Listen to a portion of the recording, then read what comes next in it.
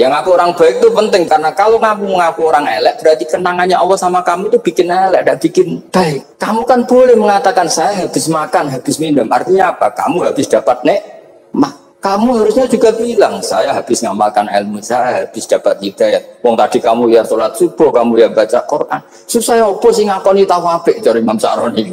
Senengane kok kalau mau bermaksiat berdelok wong wedok. Memangnya Allah mau amalah mbek kowe mau elek tok atau mau amalah apik? Saya termasuk orang yang meskipun masih muda itu gak pati-pati mati.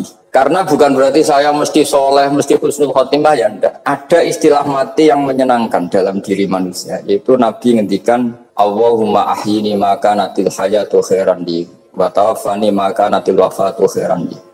Sebagian doa, Allahumma ja'alil hayata ziyadatan li fi kulli khairin wal mauta rahatan li min kulli syarrin.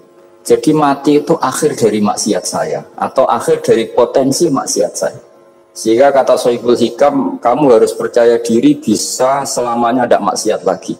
Orang kan tanya, masa manusia tidak bisa maksiat lagi? Ya bisa saja kamu pas toat terus mati, berarti sudah tidak bisa maksiat.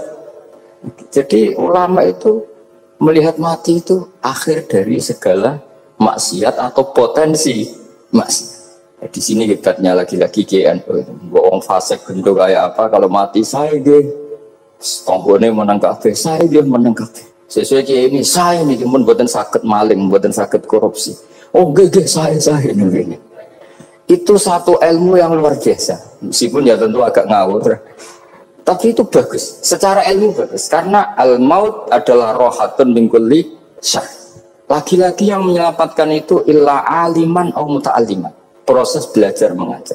Saya baca banyak tentang halal haram dalam kitab Imam Ghazali itu, tak ulang berkali-kali. Saya tuh dulu ya gak paham, karena kitab paling susah di bab Imam Ghazali itu menurut saya kitabul halal wal haram. Termasuk bagaimana cara ngelola amwal salatin yang terkenal korup, sementara menyumbang kamu sebagai jaizah, sebagai hadiah untuk para kiai atau untuk para guru. Itu perdebatannya ulama itu macam-macam. Ada yang bilang haram karena itu potensi haram atau memang benar-benar haram. Ada yang bilang boleh karena kalau yang pakai kamu untuk kebaikan, kali dipakai mereka ruwet. Kebetulan yang partai ini lebih besar Mas Nafi. Ya alhamdulillah. Terus dikiaskan sama ghanimah. Lagi-lagi karena baca, saya itu pernah ditanya seorang dosen di Jogja. Gus, saya ini muslim mulai kecil dan saya peneliti, saya pernah sekolah di mana-mana. Yang ganjil dari saya tentang Islam itu satu, yaitu ghanimah. Kok kayak Islam tuh rampok gitu ya, perang sudah orang kafir tuh kalah, hartanya diambil gini-gini, ya ghanimah. Terus saya memberi analogi, kalau ada garong ke kamu, bawa senpi, bawa pedang, terus kamu mengalahkan garong itu, alat-alat itu kamu kembalikan apa kamu sita? Ya saya sita, nanti dipakai garong lagi. Ya kira-kira seperti itu. Kalau dikembalikan ke orang kafir berarti menjadi kekuatan kekafiran lagi, dan itu harbi. Dia baru nerima. Lagi-lagi ini barokahnya baca. Makanya saya diminta sama sini ya, saya bentuk faktor hormat karena bapak saya memang dulu ngaji sama Badullah. Mbah saya itu terkenal wali, yang bapaknya bapak. Itu kalau kesini Fatih Badullah bersatu. Nur di situ mondok gini itu enggak popo. Pondoknya elek lah, kiaimu wali. Zaman itu bapak itu di kamar kursi ya masih ada kakinya. Saya dulu sering dijak ke sini sama bapak. Jadi bahasa itu terkenal wali dulu. Jadi bahasa itu tirakat terus sampai kapundut itu poso terus. Kebetulan cucunya agak niru. Saya tidak niru itu karena itu Gus Zaki. Memang disuruh tidak niru. Kata mbak saya kira usah tirakat, terus tak tirakatin.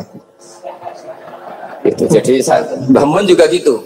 Kowe haram tirakat, terus tak tirakat ya. Saya senang sekali. Tapi tua-tua kok mikir butuh. Nah, terus ndirakati butuhku sopo. Jadi mulai jadi kiai betul Mas Nadib, saya ini sudah mulai mikir butuh. Karena saya ini termasuk orang yang kecelok alim yang nggak banyak orang menghormati karena sudah diramal sama mbah-mbah. Di dulu mbah saya Mbah Nur Sam itu kakak saya itu SMP SMA, kakak saya yang kedua juga SMP SMA. Mbah saya itu Mbah Nur Sam itu yang nganterkan bapak ketika mondok sini itu, yang ikrar karo Badullah wali Mbah Nur Sam, ahli tirakat, ahli puasa. Itu bilang, Nur anak sing iki aja pondok, aja sekolah no. Sumben sing ngalim ku anak sing iki. Ketika saya hampir tamat SD sama mbah saya Tuban, mbah saya Naruan juga disabdo begitu. Singkat cerita saya mondok sarang. Untuk sarang pertama langsung dikenal Mbah Mun, wong anak kiai jadi langsung dikenal. Didoni macam-macam terus jadi wong alim juga ada yang ngelem. Biasa aja untuk dongane sepuh. Ya sebenarnya agak kecewa ya, saya inginnya kan dianggap prestasi gitu, ternyata dianggap doanya orang-orang sepuh. Ya, makanya kulo niki terliki ya rodok ya syukurlah sama kamu Tamakin sama semuanya karena tadi kenapa saya harus cerita ini. Quran sendiri mengakui bahwa orang soleh itu diantara aturannya adalah dzurriyyatam ba'duha min ba'd. Meskipun Allah bisa bikin orang soleh dari mana saja, tapi yang legitimit itu memang dzurriyyatam ba'duha min ba'd. Dan kata dzurriyyah itu tasmalu auladal inas, kata Ibnu Hajar al-Asqalani, memasukkan turunan yang dari ibu. Meskipun tentu secara wali nikah atau secara disiplin nasab dari ibu itu tidak ngefek. Tapi dari segi fa'indal irqadassas, bahwa sistem tubuh kita itu tetap ada gen dari seorang apa? Ibu. Sehingga banyak ulama tafsir mengatakan dzurriyyah itu tasmalu auladal inas. Dzurriyyah itu memasukkan turunan dari apa? Ibu. Bapak saya itu nasabnya nasab wali, jadi mbah-mbahnya itu suka tirakat, suka. Ibu itu nasab kiai.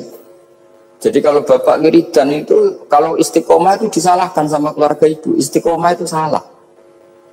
Karena ijabu malam yajib, mewajibkan sesuatu yang tidak wajib. Itu masalah secara ilmiah. Mbah Mun itu sering kritik kalau ada pondok kok wajib puasa, wajib merawat itu sering kritik. Itu secara fikih bahaya. Ijabu malam yajib, mewajibkan sesuatu yang tidak wajib. Dan itu kriminal dalam bab fikih. Betul itu, sama cari di Sulam Taufik, babnya itu ngeri. Ijabu malam yajib itu tidak dihitung minal kabair, dicari sendiri itu di bab Sulam Taufik. Tidak perlu saya sebut, itu parah betul malah cara memvonis Abdullah bin Husain bin Thohir di Sulam Taufik. Ijabu malam yajib. Tapi pondok-pondok yang tirakat tidak kurang dalih. Niki boten majibaken melatih. Boten majibaken tapi napa? Nah, silsilah dari keluarga ibu itu suka ilmu. Sehingga Abdullah bin Mas'ud itu tiap hari itu mensweeping orang yang sering duha. Kalau ada orang duha istiqomah itu disweeping. Awas, harus seminggu sekali, nggak boleh tiap hari. Masa sholat fardu kamu saingi sholat duha? Nggak boleh, fardu tersaingi. Itu Abdul masyhur, sampai cari di Al-Ghunjah. Sayyidah Aisyah kalau ada orang duha tiap hari dimarahin. Dan itu secara konstitusi ilmu benar, karena Nabi Qiyamul Lail Ramadan itu hanya 4 hari yang dibangun. Lainnya itu enggak. Khasyata ayyufrodo alaihim, kalau dalam Sahih, takut dianggap fardu. Akhirnya istiqomah itu masalah di keluarga saya yang dari ibu. Nah kebetulan kita ini suka ada istiqomah, akhirnya ya seperti ini. Tapi ini ilmu harus kita bicarakan. Tapi yang istiqomah, bapak itu pengagum Badolah. Bapak itu suka sama istiqomah karena punya guru dulu Kiai Zubaidi istiqomah, Badolah istiqomah. Tapi jangan kira Badolah itu hanya istiqomah. Saya punya sanad banyak, mungkin Bezaki lebih tahu. Sering saya diceritakan bapak. Badolah itu anak ambek wong fasih, teman-teman itu rapati cocok. Senajan to majib no fasih. Tak takut iki nopo. Empuk nabe kefasihan darani wong awam untuk ganjaran. Mergo macane Quran gak fasih. Padahal untuk ganjaran mergo seneng Quran. Jadi terus tak takoki bapak, niku saged damel syarat mboten? Ya ora kenek, pokoke ngono. Jadi go ngekrori.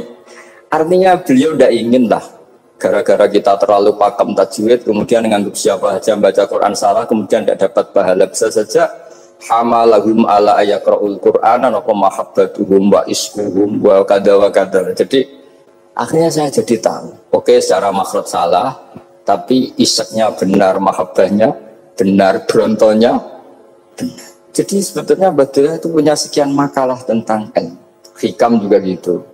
Nur nak cah santri ngaji ihya itu jauh oleh, saya nak ngaji hikam mojo. Maksudnya beliau entah kalau setelah itu Badolah itu melarang siapa saja santri ngaji hikam tuh dilarangnya, ada kelas tertentu untuk boleh ngaji hikam. Nah kenapa saya cerita ini? Karena saya masih ingat betul di antara wasiatnya Mbah Mun itu. Berroh sebab apa Fatihah kok ihdinas siratal mustaqim, bukan siratoka tapi siratal ladzina an'amta alaihim. Dawe Mbah Mun fa inna wa ta'ala la ya'kul wa la yashrab wa la yamkih wa la kadza wa kadza. Allah itu tidak makan, tidak minum, tidak tidur. Sehingga kita tidak bisa niru Allah. Tapi yang makan tidur itu manusia.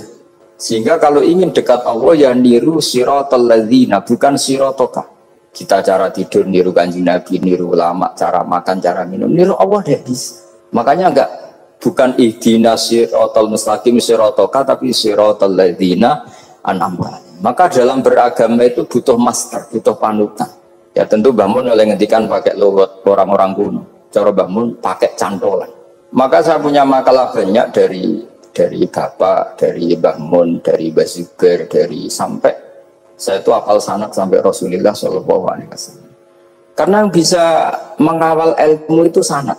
Termasuk saya di sini bawa kitab Ar-Risalah Al-Qusairiyah. Nanti saya baca beberapa panutan kita. Di sini ada Abdul Qasim Al-Junaidi, ada Abu Yazid Al-Bustami, ada banyak ulama yang ditulis Ar-Risalah Al-Qusairiyah. Dan itu yang membentuk Imam Ghazali, kitab Ar-Risalah Al-Qusairiyah. Tapi sekarang kita ini tidak belajar lagi tentang tasawuf. Tasawuf itu Abdul Qasim Al-Junaidi jadi wali itu bukan wiridannya terlalu banyak. Enggak. Beliau pernah bikin satu kalimat yang menjadikan Allah itu ridho. Kalimatnya begini, kalau malam beliau wiridan gini, ya Allah, kenapa engkau ngasih rezeki saya, padahal engkau tidak butuh saya. Kalimatnya sederhana. Kalau seorang majikan ngasih servis sama karyawannya, memang butuh pekerjaannya. Orang tua ke anak butuh kasih sayangnya. Tapi engkau ini zat yang tidak butuh saya, tidak butuh kita. Ngapain ngasih? Jadi punya sisi betapa Allah itu luar biasa. Memang tidak butuh kok. Ngasih itu kan luar biasa. Jadi karena bersifati seperti itu Allah itu ridho. Itu luar biasa. Normalnya orang memberi itu kan, apalagi orang memberi kiai itu kacau sekali. 1.000 jaluk swarga, salam template 1 juta aja jaluk swarga, itu parah lagi. Nanti kalau enggak masuk surga tunda-tunda, itu ngeri lagi. Itu 1 juta minta apa? Surga. Sayyidina Ali itu diantara sebabnya beliau dekat Allah itu karena muamalahnya sama Allah itu benar. Di antara muamalah itu yang diriwayatkan di kitab Ar-Risalah Al-Qusairiyah adalah masyhur. Kafani izzan antakuna li rabban wa kafani fakhran an akuna laka abdan. Tiap malam ya beritanya itu, ya Allah, saya sungguh sangat mulia karena engkau yang jadi Tuhan. Coba kalau saya dituhani manusia yang mati atau dituhani siapa yang mati juga. Wa kafani fakhran an akuna laka abdan. Saya ini bangga sekali karena jadi budakmu, jadi hamba zat yang tidak mati. Jadi pakem-pakem yang menjadi masyrab kalau dalam bahasa tasawuf itu yang menjadikan wali. Sehingga yang dikatakan ibadah itu apa? Ma'rifatullah, mengenali Allah secara benar. Jadi jangan kira wali-wali dulu terus terlalu istiqomah. Ada juga mereka punya pakem yang menjadikan Allah itu ridho. Saya beri contoh nih, di sini banyak makalah, nanti saya beberapa baca tabarruk. Banyak riwayat dari orang-orang sufi. Nabi Ibrahim itu pernah ketemu orang Majusi. Beliau terkenal sakhok, terkenal sakhiyat. Ketika ketemu orang Majusi, ya Ibrahim, saya ini sehari saja ngasih makan saya. Kamu kan tukang ngasih makan orang. Terus, ya tapi bisyarti antus lima, kamu harus Islam. Fakihnya Nabi Ibrahim adalah kalau saya menolong dia berarti nolong orang kafir. Setelah orang itu lewat berlalu karena Nabi Ibrahim gak mau hormat, Allah memberi wahyu ke Nabi Ibrahim. Kenapa ya Ibrahim tidak kamu terima 1 hari, kamu kasih makan 1 hari? Ya karena dia Majusi. Kata Allah, dia umurnya berapa? 60 tahun. Tanyakan, pernah kelaparan kan hanya hari ini? Iya ya Allah. 60 tahun dia kafir tak kasih makan. Minta kamu sehari aja kok gak boleh. Akhirnya Nabi Ibrahim dipanggil orang Majusi, dikejar dipanggil. Ayo tak kasih makan 1 hari. Kok kamu sekarang jadi baik? Habis ditegur Tuhan. Terus kata, ahakadha yu'amiluni, apa seperti itu Tuhanmu mengu'alamalai saya? Ya na'am. Akhirnya Islam orang Majusi. Jadi itu lagi-lagi ilmu. Jadi yang dikatakan ilmu itu satu teori atau kalimat atau apa saja yang menjadikan kita ini pakem. Meskipun pakem itu kadang sulit diterima orang-orang khusyuk. Orang khusyuk itu ya nyun sewu ada sisi nakalnya. Makanya Mbah Mun sering gaya jargon masyhur. Zada khusyukan, zada jalan, tambah khusyuk tambah bodoh. Bukan bodoh dengan makna salah itu tidak. Memang kadang terus anti ilmu. Misalnya gini, ini contoh yang karena saya ini mengkhidmati ilmu, saya beri contoh yang urusan ilmu. Ada orang sujud diinjak orang fasik, kepalanya diinjak orang fasik. Terus si orang yang sujud tadi ini ada di Sahih Muslim, juga ada di Ihya. Wallahi la yaghfirullahu laka. Pakai sumpah, wallahi la yaghfirullahu laka. Allah langsung mewahyukan ke Nabi fi hadzal zaman, fi tilka zaman atau fi dzalika zaman. Man dzalladzi yata'alla 'alayya alla aghfira li fulan qad ghafartu lahu wa ahbattu amalak. Katakan ke orang itu, siapa yang mencatut nama saya yang hanya berstatus tidak memaafkan. Itu enggak fair. Saya ini Tuhan kok bisa yaghfir, bisa yu'adzib. Kok sifat saya tinggal satu yu'adzib, itu gimana? Dicatut separuh itu Allah enggak terima. Tapi kalau kita baca Quran, saya ini sama orang fasik ya benci. Saya ini orang soleh, setidaknya pura-pura soleh lah. Karena di depan para kiai. Tapi mau tidak mau, ketika Allah mensifati dirinya tentang orang munafik gimana? Wa yu'adzibal munafiqina in sya'a au jatuh. Cocok tidak cocok, potensi memberi tobat itu ada. Meskipun sama kalau orang munafik, tapi ya tetap bacanya wa yu'adzibal munafiqina ya in sya'a au jatuh. Rasulullah kayak apa bencinya dengan Wahsy karena qatilu Hamzah. Tapi Nabi tunduk sama konstitusi Quran. Laisa laka minal amri syai'un aw yatuba alaihim aw yu'adzibah. Akhirnya Allah malah memberi tobat sama qatilu Hamzah, yaitu Wahsy. Ini pentingnya baca lagi. Kalau kita tidak baca, hanya khusyuk saja, tidak baca, pasti sama orang yang menginjak orang sujud tadi, yang injak pasti salah, nggak dimaafkan. Bongso pasti. Pertanyaannya adalah, betulkah Allah punya sifat satu, yaitu yu'adzib? Makanya kalau kita baca, misalnya baca Quran, walillahi mulkus samawati wal ard, ya sudah, ya firli mayasa wa yu'adzibu mayasa. Kalau nuruti rasa kita, ya inginnya ke kita, ya fir, ke orang lain yu'adzib. Tapi Tuhan kan nggak terima, saya ini Tuhan kok didikte makhluk saya ini gimana? Nggak bisa. Sehingga ya ini lagi-lagi ilmu. Makanya saya cocok, tidak cocok itu suka baca. Saya suka sekali baca, mulai ulama dulu, ulama modern, setengah dulu. Mulai ulama yang kedunian sampai setengah kedunian. Suka. Saya dulu tuh gak suka uang. Karena saya memang tadi, mbah-mbah saya dari bapak itu wali mas itu. Kalau tadi Mas Nadif jujur, mulai Mbah Soleh itu suka bully mertuanya. Jadi saya alhamdulillah dia jujur. Jadi, Mbah Soleh itu menantunya Raden Asnawi. Itu ya bully-bulian sama ini, terus ditiru beliau ini.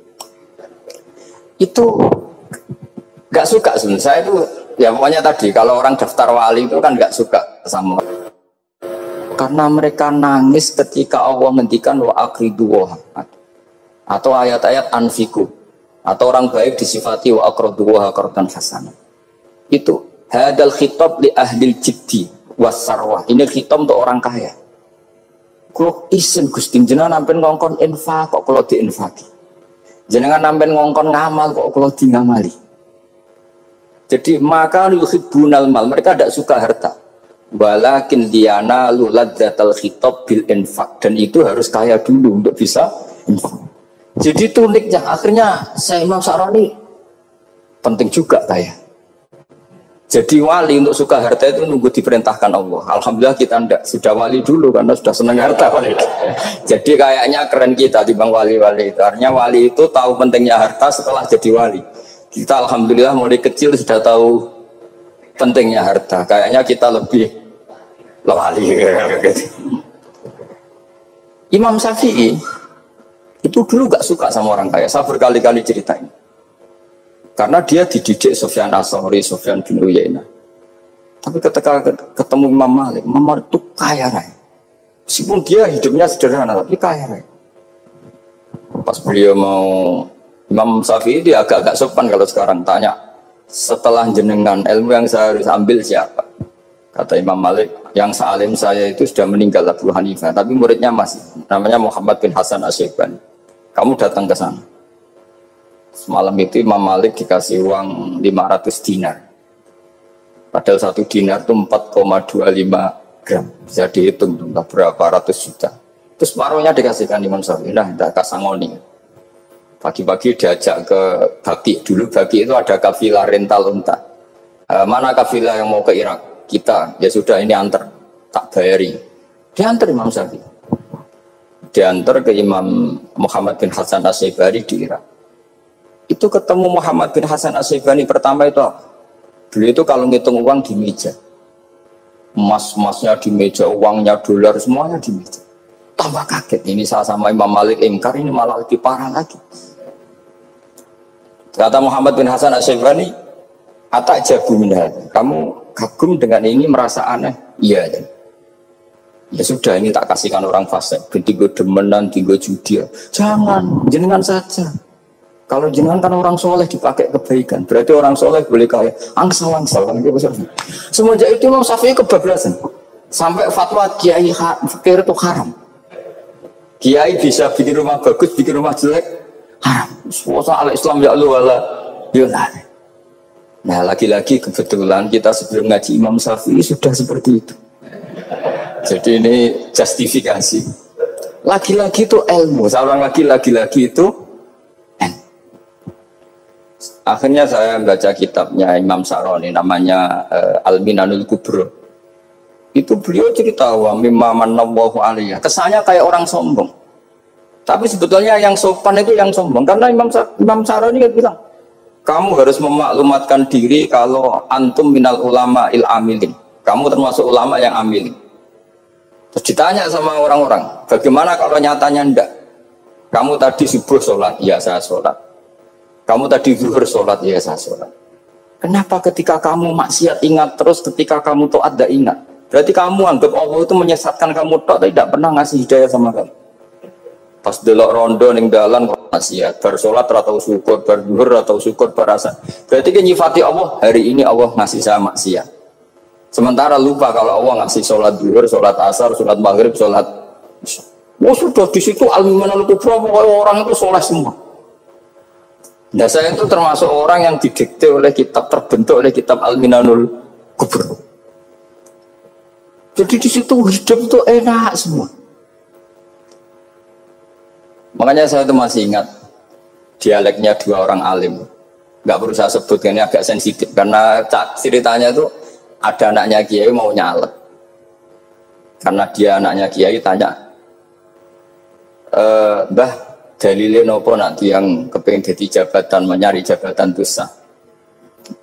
Kalau yang jawab tak sebut gak apa-apa namanya, jawabnya Mbah Mun oleh gak apa-apa. Nabi Yusuf juga ada jabatan, terus beliau baca qalat alni ala khuzainil ardi inni khafifun alim. Nabi Yusuf juga ada jabatan ya Rabb. Didebat sama orang alim. Itu Nabi Yusuf, syariatnya itu mansukhoh di syariati Rasulullah Muhammad SAW. Setelah tamunya pulang, Mbah Mun dibantah gitu. Dari Mbah Mun gini bilang, anut kiai oleh pemenang anut Nabi. Sama ingat kalimatnya, anut kiai oleh pemenang anut. Artinya Nabi Yusuf kan minta jabatan ij'alni ala khuzainil ard. Jadi akhirnya semenjak itu fikih ilmu tadi saya ulang lagi. Akhirnya saya cari, termasuk saya disuruh bangun. Saya golek no dalile nak wong soleh oleh jabat. Katanya wong dalil kok diorder saya ya sempat. Ternyata saya cari-cari ya tadi am yahsudunan nasa alama atahum wa min fadlillah faqad ataina ala Ibrahim alkitab wal hikmata wa atainahum mulkan azim. Keluarga Nabi Ibrahim di antara sifat yang disebutkan Allah adalah dikasih mulkan azim. Sebab itu akhirnya kiai Indonesia itu mazhabnya Syafi'iyah semua. Politik ya kerso, jabat ya kerso, proposal ya kerso. Saya ini, maksud saya ini yang menyelamatkan ilmu. Kalau orang busuk pasti gedeng. Kiai kok gelem proposal, kiai kok para pejabat.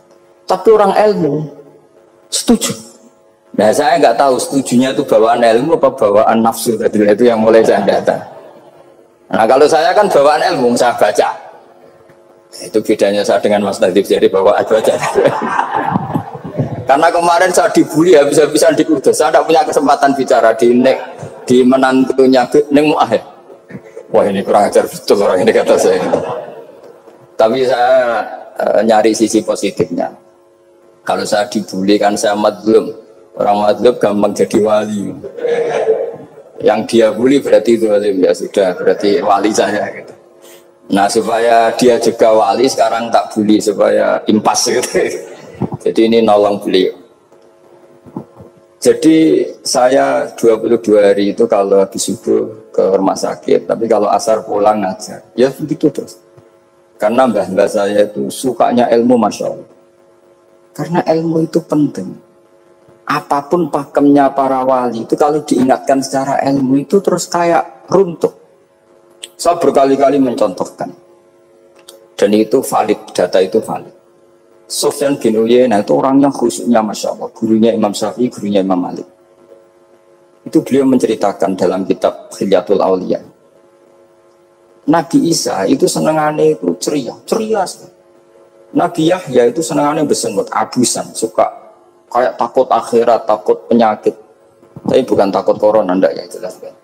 Saya akhir-akhir ini fatwa, sekarang jangan baca Uwais Al-Qarani, tapi Al-Qarni. Meskipun saya tahu ada yang baca Qarani di kitab-kitab, ada yang baca Qarni. Tapi sekarang wajib dibaca Al-Qarni sementara.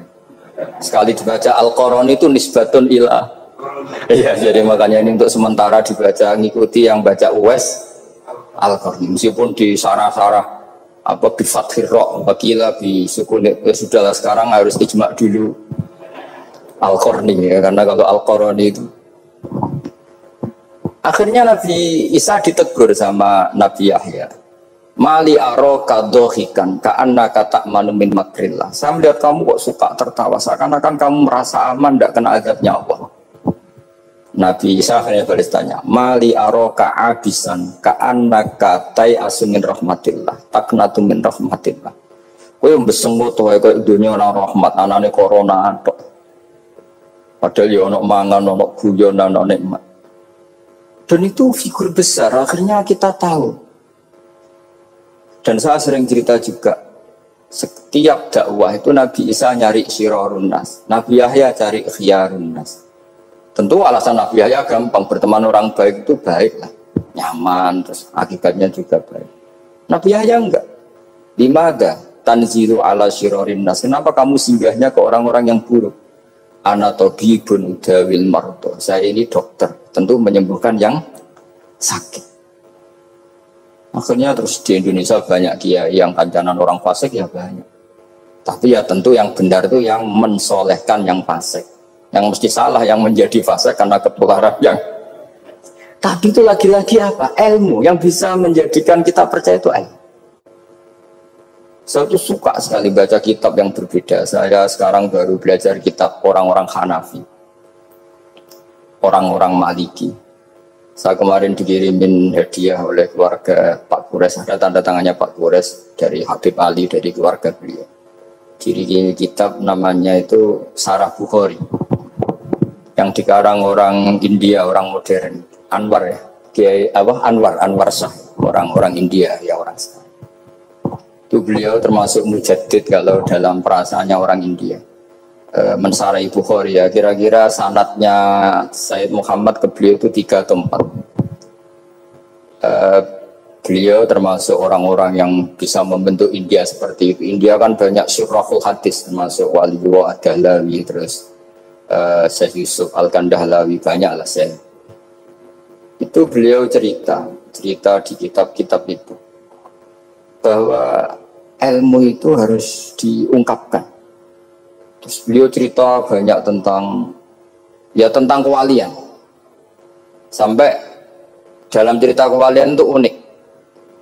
Dan terus kayak jadi wali itu gampang sekali. Ya diantaranya itu wali itu mau modal rasido. Sab'atun yudhilluhum wa fi dhillihi wa maladhilla iladil. Itu diantaranya itu wa rajulun da'athu imra'atun datu jamalin wa mansibin faqala inni akhafu. Mau modal gak sido. Wis dijak wong ayu menarik muni ra gelem. Modal ra gelem iku iso dadi wah. Iku yuzilluhum wa fi dhillihi wa maladhilla. Ya. Nah, masalah kita ora digelemi lah itu masalah. Itu sangat. Jadi gampang sekali dalam kitab Al-Minanul Kubra. Dan kalau baca itu enak. Misalnya gini, tentu masa lalu kita yang buruk itu tidak diceritakan orang lain. Dan itu kadang karena gengsi. Tapi kalau melihat hadisnya Nabi itu gampang sekali. Kullu ummati mu'afan ilal mujahirin. Umatku semua itu dimaafkan, kecuali yang memperlihatkan salahnya dosanya. Jadi nggak boleh kalau sampean sekolah nggak naik kelas cerita anaknya. Kalau saat dulu nggak naik kelas, kalau punya utang koperasi nggak pernah bayar, nggak boleh cerita seperti itu. Kalau ditanya, bapak dulu pinter nggak? Oh pinter sekali. Harus bilang gitu, pinter sekali. Pernah ranking sekali, sudah nggak apa-apa itu. Meskipun dengan makna yang lugawi ya. Saya dulu SK. Kan nyun sewu saya ini sering diparani orang yang mau tobat. Cerita saya dulu sering main perempuan, sering mabuk, tapi sekarang saya mau tobat gini-gini. Karena ini orang awam, tak terima. Tapi saya bilang gini, kamu jangan cerita ke anak kamu. Terus dia cerita, tapi kan saya harus jujur. Karena ilmunya dia baru selalu jujur itu penting gitu. Terus Pak, pokoknya menurut kula ora oleh cerita, pokoknya ora oleh cerita. Ya guys, oke. No. Setelah itu saya nyari-nyari sarah, termasuk kitab itu. Kok bisa orang yang tidak mujahirin, orang yang menutupi salahnya malah dimaafkan, yang cerita jujur pernah salah malah tidak. Sangat bener. Misalnya seorang bapak cerita, "Cung aku dhisik nak pacaran tak ambung." Misalnya, anaknya mesti suatu saat kan dia puber. Mesti nak ngambung niru bapak ya. Nah kalau yang cerita itu ribuan atau jutaan. Cung aku zaman yang pondok itu rezekiku komplodoni. Kan terus jadi syariatun mutabah. Apalagi yang cerita ini ternyata jadi kiai, ternyata gitu ya tetap jadi kiai. Jadi kalau pura-pura soleh di rumah pura-pura soleh, seakan-akan di pondok tidak pernah kodok, tidak pernah setor meluntir, tidak pernah apa kan? Katanya, lalu lucunya, oke itu alasan. Alasannya Imam Ghazali itu paling masuk akal. Ini saya cerita, illa aliman barokahnya baca Imam Ghazali. Fa inna wa ta'ala yakrohu zuhurul ma'asi. Wa min asbabi zuhur adalah al-mujahar. Karena Allah itu gak suka maksiat itu begitu kelihatan. Dan awal dari kelihatannya maksiat adalah semua orang cerita. Akhirnya maksiat dianggap biasa saja. Jadi kalau semua orang cerita zaman mondok nakal itu artinya semua orang yang nakal. Oh itu niru kiai ini, karena ini niru kiai. Kan repot. Tapi kalau semua kiai sok suci atau suci betul, dan semoga ya suci betul, kan yang maksiat, yang mau maksiat ini gak punya alasan karena masternya tidak pernah maksiat.